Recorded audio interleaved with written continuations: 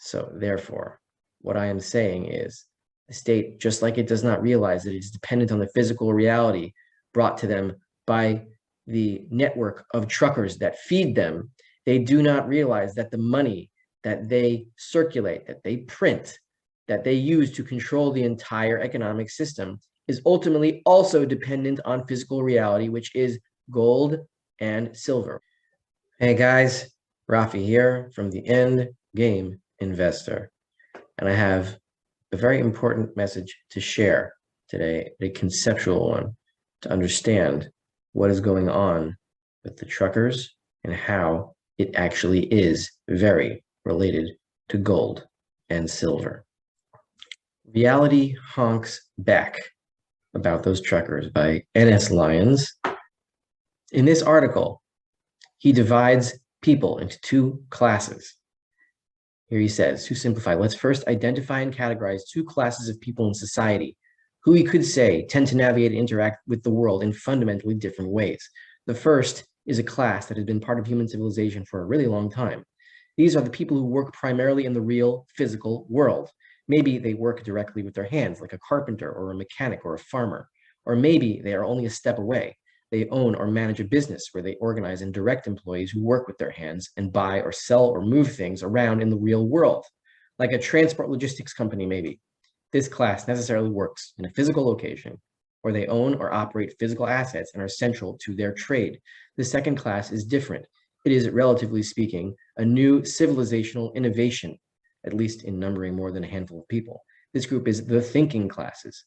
They don't interact much with the physical world directly. They are handlers of knowledge. They work with information, which might be digital or analog, numerical or narrative.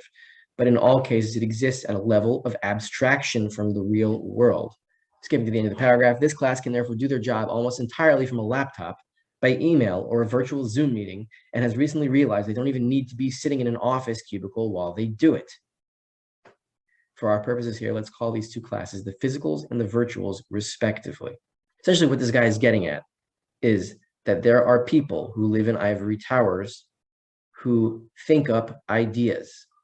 And in their thinking, they try to socially engineer the world and form it through their godly ideas in their own images. What these people do not understand, and that they are disconnected from the physical world, is that they are entirely dependent on the infrastructure that brings them sustenance. That's where the truckers come in.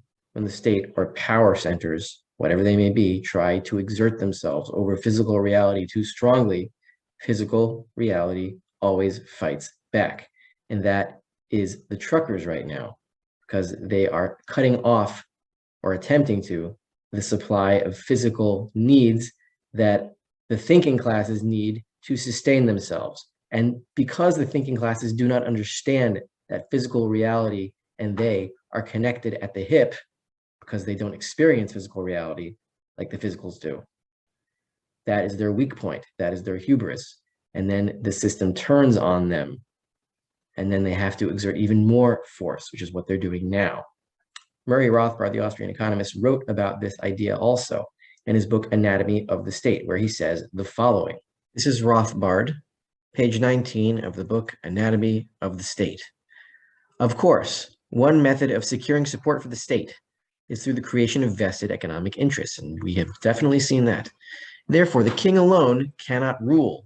He must have a sizable group of followers who enjoy the prerequisites of rule, for example, the members of the state apparatus, such as the full-time bureaucracy or the established nobility. But this still secures only a minority of eager supporters, and even the essential purchasing of support by subsidies and other grants of privilege still does not obtain the consent of the majority. For this essential acceptance, the majority must be persuaded by ideology that their government is good, wise, and at least inevitable, and certainly better than other conceivable alternatives. Promoting this ideology among the people is the vital social task of the intellectuals, the idea classes, the ones who live in the ivory towers, who do not deal with physical reality. He continues, for the masses of men do not create their own ideas, or indeed think through these ideas independently. They follow passively the ideas adopted and disseminated by the body of intellectuals. The intellectuals are therefore the opinion molders in society, And since it is precisely a molding of opinion that the state most desperately needs, the basis for age-old alliance between the state and the intellectuals becomes clear. So we have here a system where intellectuals unite with the state. Intellectuals who are disembodied from physical reality are very distant from it, and who do not understand physical reality. They seek to justify state power, and when they push it too far, physical reality fights back, which is what is happening now with the truckers. What does this have to do with gold and silver? Well, you see, what the state does not realize is that it is dependent upon the physical infrastructure upheld by its subjects. And the bottleneck in this point in history was the truckers, because they upheld the transport logistics of the entire system that keeps these people alive. So the truckers did hit a sensitive spot, and now the state is responding with full force. Now here is where gold comes in. What the state did not realize with the truckers is that they are dependent on the truckers. But what the state also does not realize, and also many people in the sound money camp who understand the problems with government fiat money, do not understand this critical point, that the state, its money substitutes, are also entirely dependent on physical reality. The myth of fiat money is that its value derives from force. That is 100% false, because if its value derived from force, hyperinflation very simply would never happen, because all the state would have to do is force people to keep using its money, and it should, by that logic, maintain its value, but that never happens. There is some other value that is being leached through a fiat currency that is not coming from force, and that is the original money, the physical reality of money itself, which is gold and silver. A fiat currency is only a substitute for real money, which is gold and silver. The inflation on top of the gold or silver supply is the extraction of that gold and silver value from that fiat currency. They can force people to use their fiat currency, but they cannot force people to give it value, because once all the gold and silver value is extracted from a money substitute, which we call a fiat money, but I don't even think that's a good term. Once it is all extracted, the currency goes to zero. So what the state does not realize is that once its money substitutes go to zero and people do not want to hold them for any amount of time at all, they lose control of the entire economic system, because the monetary system itself, just like the logistics system, is based in physical reality, and that physical reality is gold or silver, or both, depending on what is backing the money. You can try to say, oh, fiat currencies are not backed by dollars. However, they are, because there is still an exchange rate between real money, gold and silver, and fiat money, whatever it might be, whatever currency or country. As long as there is an open exchange rate between those two things, then fiat currency is a money substitute for gold or silver. And you will notice that in every country where there is hyperinflation and the currency goes to zero, the price of gold and silver in those currency terms goes to infinity. That simply means that all the gold and silver value has been extracted from that currency, and the currency dies. This is what the cryptocurrency people, whatever coin they might be fans of, does not understand. Cryptocurrency is a substitute for the money substitute of the state. That is how it was born. Bitcoins were exchanged for dollars. Dollars are exchanged for gold. Gold is real money because by the Misesian, Ludwig von Mises, by the regression principle, all prices must go back in time. And a monetary system, a global monetary system, originated in gold because it is physical, because it has an actual use in itself, which Bitcoin does not. Therefore, when the dollar collapses, the money substitute collapses. The substitute for that substitute also collapses. But when the currency hyperinflates, all of the jackbooted thugs that get paid in that money substitute can no longer buy anything with their paychecks.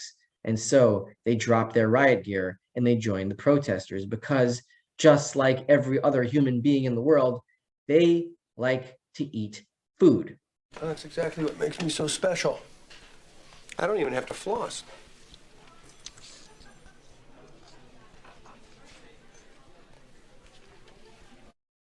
If they can't buy food with their money substitutes given to them by the state, because the state has extracted already all of the gold and silver value from those money substitutes, they will lose control of the entire system. So therefore, what I am saying is the state, just like it does not realize that it is dependent on the physical reality brought to them by the network of truckers that feed them, they do not realize that the money that they circulate, that they print, that they use to control the entire economic system is ultimately also dependent on physical reality, which is gold and silver. So watch gold and silver as the state goes crazy and fights its way into ultimate control, because once they get ultimate control, trust me, and find strength in this, once they do get ultimate control, they will lose everything. This is coming. This is the end game, and this is what you need to be prepared for. The truckers can do their part, and they should continue. But when this entire system falls apart, the ultimate signal will be gold and silver going up and up and up. And that's when we know that the entire apparatus keeping us all in slavery is about to disintegrate.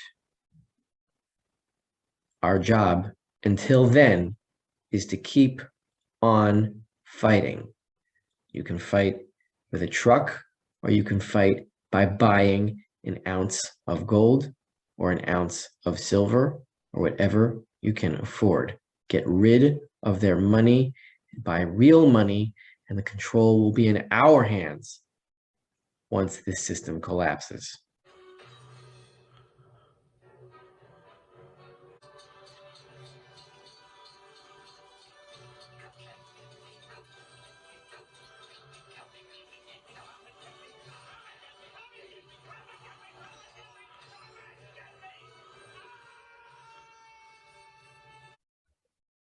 This is Rafi of the Endgame Investor, wishing the wonderful people in Canada peace and prosperity. Do not give in. Peacefully resist as well as you can, because the end game is coming. If you would like to support me, please consider signing up for a 2-week free trial of the Endgame Investor, as the meat of the endgame is arriving. You can also sign up to be my patron on Patreon, link in the description below, where you will get weekly liberty-themed videos based on my commentary on the Bible to the Canadians and to the Australians and to all of the people fighting for their freedom. Liberty is not something that the state is going to grant you. It is something that you are going to have to take. Take it as peacefully as you can, and you will get it. But it is much better. It is essential that you free yourselves rather than wait for your masters to free you, because the latter will not work.